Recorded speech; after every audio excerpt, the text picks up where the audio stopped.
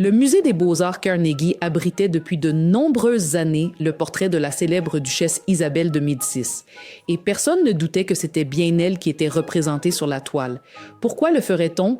Et voilà qu'un beau jour, des experts ont douté de l'authenticité du tableau et ont finalement eu raison. Le portrait représentait une autre Médicis qui ne ressemblait pas du tout à celle-ci. Mais que se passe-t-il exactement?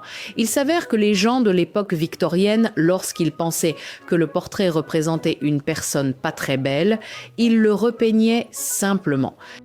Le plus intéressant, c'est que cela ne concernait que les portraits de femmes, car les gars Habsbourg, par exemple, sont restés intacts dans leur beauté originelle et personne n'a pensé à les retoucher.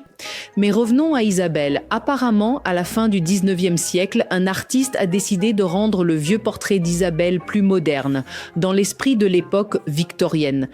Il a donné à la duchesse des traits populaires au siècle précédent et au final, cela a donné une version un peu kitsch. Le front, le nez et la bouche de la duchesse sont devenus plus petits, les yeux plus grands et le teint plus sain.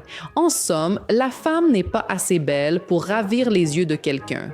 Allez, refaites les portraits des hommes, dirais-je à ces grands artistes. La grande duchesse était une beauté, mais la retouche, cela rappelle déjà le mauvais côté d'Instagram.